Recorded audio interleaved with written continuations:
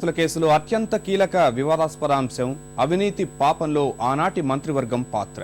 దివంగత వైఎస్ మాటకు డూడు బసవనులుగా తలాడించి పెట్టమన్న చోటల్లా కళ్లు మూసుకుని సంతకాలు చేసిన అమాత్యుల ప్రమేయాన్ని ఇప్పటికే న్యాయస్థానము ప్రశ్నించింది. ఈ వ్యవహారంలో అందరి వేళ్లు ఆ ఆరుగురి వైపే. చేవెళ్ల చెల్లెమ్మ సబితా ఇంద్రారెడ్డి మొదలు గీతారెడ్డి, పొన్నాల లక్ష్మయ్య, మోపిదేవి వెంకటరమణ, కన్నా లక్ష్మీనారాయణ, ధర్మాన ప్రసాదరావు ఈ ప్రయోజనానికి ప్రతిఫలం కేసులో అభియోగాలు ఎదుర్కొంటున్నవారు.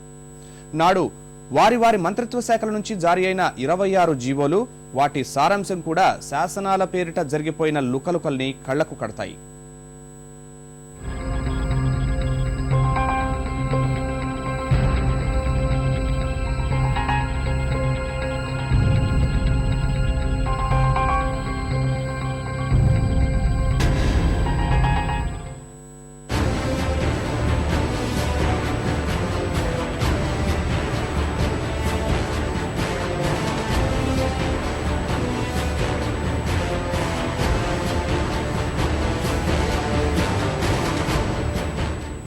జగన్ అక్రమాస్తుల కేసులో ఈ ఆరుగురు మంత్రులు సుప్రీం నుంచి శ్రీముఖాలు అందుకున్నారు. వీరి వద్ద విధులు నిర్వహించిన 8 మంది ఐఏఎస్లు సహా అందరికీ సుప్రీం తాకీదులు ఇవ్వడం సంచలనం సృష్టించింది. 2007 జూలై మొదలు 2008 మార్చి వరకు జరిగిన జీవోల ప్రహసనంలో మంత్రులపై అభియోగాలకు కారణాలు అనేకం. నిమ్మగడ్డ ప్రసాద్ నుంచి పెన్నా ప్రతాపరెడ్డి వరకు అనేక మందికి అలవిమాలిన మేళ్లు దక్కేలా చేశాయి ఆ రాజాజ్ఞలు.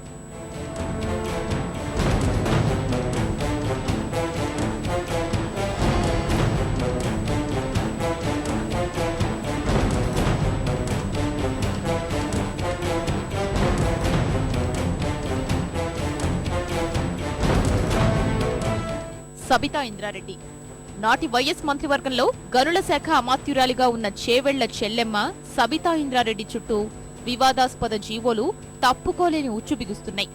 ఐఏఎస్ అధికారి శ్రీలక్ష్మితో కలిసి ఆమె జీవో నెంబర్ 2576 సహా ఎన్నో కీలక ఉత్తర్వులు ఇచ్చారు.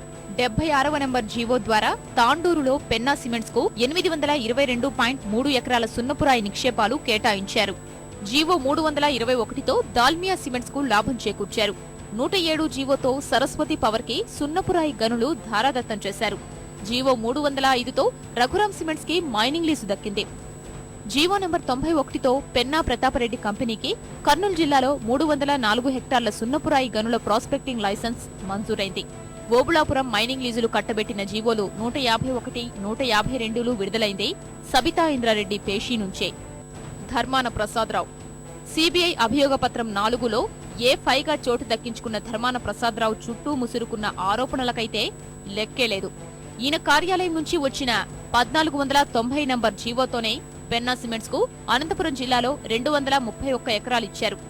జీవో నెంబర్ 382తో గాలి జనార్దన్ రెడ్డికి చెందిన బ్రాహ్మణి ఇన్ఫ్రాస్ట్రక్చర్ ప్రైవేట్ లిమిటెడ్ కు చెందిన 250 ఎకరాలకు భూపరిమితి చట్టం నుంచి 1435 జీవోతో రంగారెడ్డి జిల్లా మహేశ్వరంలో రామ్కీ ఎస్టేట్ టౌన్షిప్ కు స్టాంపు రిజిస్ట్రేషన్ల ఫీజు మినహాయింపిచ్చారు. 104, 293 జీవోలతో రఘురాం సిమెంట్స్ పైన ఉదారత కురిపించారు. జీవో నెంబర్లు 1110, 1115 ద్వారా వాన్పిక్ సంస్థకు ప్రకాశం గుంటూరు జిల్లాలో 11,857 ఎకరాల భూ కేటాయింపు చేశారు. జె. గీతారెడ్డి వైఎస్ఆర్ హయాంలో భారీ పరిశ్రమల శాఖ మంత్రిగా చేసిన గీతారెడ్డి పేషీ నుంచి కీలక జీవోలే విడుదలయ్యాయి. జీవో నెంబర్ 54తో రఘురాం సిమెంట్స్ ను భారతీగా మార్పు చేశారు. ఈ పేరు మార్పు తరువాతే భారతీ సిమెంట్స్ విపరీతంగా లబ్ధి పొందింది. రఘురాం సిమెంట్స్ కి కడప జిల్లా ఎర్రగుంట్ల, కమలాపురం మండలాల్లోని టి సుంకేసుల, తిప్పలూరు, పందిళ్లపల్లి, నల్లింగాయలపల్లిలో 30 ఏళ్లకు మైనింగ్ లీజులు అప్పటికే మంజూరయ్యాయి. సంస్థ పేరు మార్పునకు అంగీకరిస్తూ ఉత్తర్వుల ద్వారా తొలుత బినామీల పేరుతో కంపెనీ పెట్టి తరువాత అవి తనవిగా బదలాయించుకోవడం, వాటికి గనుల్ని పొందారన్న ఆరోపణలు ఉన్నాయి. 477 జీవోతో కడప జిల్లా జమ్మలమడుగులో బ్రాహ్మణి ఉక్కు పరిశ్రమ ఏర్పాటుకు ఉత్తర్వులిచ్చారు. తద్వారానే ఆర్ఆర్ గ్లోబల్ సంస్థ జగన్ సంస్థల్లోకి పెట్టుబడులు పెట్టిందనే అభియోగాలున్నాయి. కన్నా లక్ష్మీనారాయణ రామ్కీ సంస్థకు అయాచిత లబ్ధి చేకూర్చడం నుంచి బ్రాహ్మణి ఇన్ఫ్రాకు మేళ్ల వరకు కన్నా పైన చాలా ఆరోపణలున్నాయి. అప్పట్లో గృహ నిర్మాణ మంత్రిగా చేసిన లక్ష్మీనారాయణ జీవో నెంబర్ 12, 382ల ద్వారా రామ్కీ బ్రాహ్మణులకు అనుకూలంగా వ్యవహరించినట్లు అభియోగం. దీనికి సంబంధించే ప్రయోజనానికి ప్రతిఫలంగా రామ్కీ సంస్థ జగన్ కంపెనీలలో ఆ సంస్థ పెట్టుబడి పెట్టిందని తెలుస్తోంది. జీవో 12తో రామ్కీ ఫార్మాసిటీకి స్టాంపు డ్యూటీ, రిజిస్ట్రేషన్ల ఫీజులు వాపసు చేశారు. తొలుత ఈ భూమిని ప్రభుత్వం నుంచి ఏపీ ఐఐసీకి బదలాయించారు. తరువాత ఏపీ ఐఐసీ రామ్కీ ఫార్మాసిటీకి ఇచ్చింది. దీనికోసం రామ్కీ 3,15 లక్షల రూపాయలను రిజిస్ట్రేషన్ డ్యూటీగా చెల్లించింది. దాన్ని తిరిగి పరిశ్రమల శాఖ రామ్కీకు నజరానాగా చెల్లించేందుకు ఆదేశిస్తూ ఉత్తర్వులిచ్చింది. ప్రతిగా రామ్కీ గ్రూపు సాక్షిలో దాదాపు 10 కోట్ల రూపాయలు పెట్టుబడి పెట్టారు. మోపిదేవి వెంకటరమణ పెట్టుబడులు, మౌలిక సదుపాయాల శాఖ మంత్రిగా ఉన్న సమయంలోనే వాన్పిక్ ఒప్పందం మొత్తం వ్యవహారం జరిగింది. దానికోసం భూసేకరణ, కేటాయింపులు, రాయితీలు, విశేషాధికారాలు వర్తింపజేసేందుకు ఆదేశాలు జారీ అయ్యాయి. 2008 జూలై 7వ తేదీన జీవో నంబర్ 29తో వాన్పిక్ కు స్టాంపులు, రిజిస్ట్రేషన్ల చట్టం నుంచి మినహాయింపులు కల్పించారు. 10వ తేదీన 30 నంబర్ జీవోతో వాన్పిక్ రాయితీల ఒప్పందానికి మంత్రి ఆమోదముద్ర వేశారు.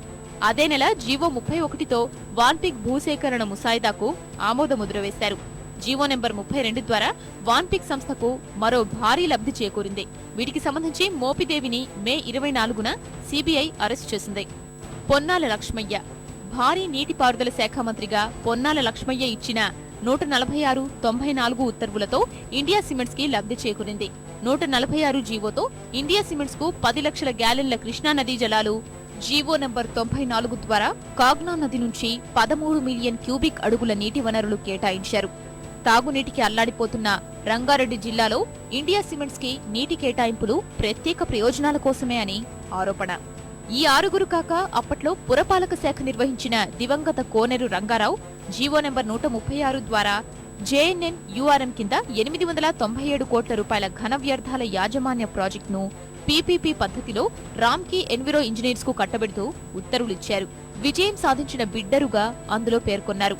2001 నుంచి వరుసగా జీవోలను ఇందులో రిఫరెన్స్ గా ఇచ్చారు. గ్రేటర్ హైదరాబాద్ కమిషనర్ లేఖను కూడా ఇందులో ఉటంకించారు. ఈ మేళ్లకు ప్రతిఫలంగా జగన్ కంపెనీలలో రామ్కీ 10 కోట్లు చదివించుకుంది. వీటన్నింటిపైన మరిన్ని వివరాలు విచారణలో తేలాల్సి ఉంది.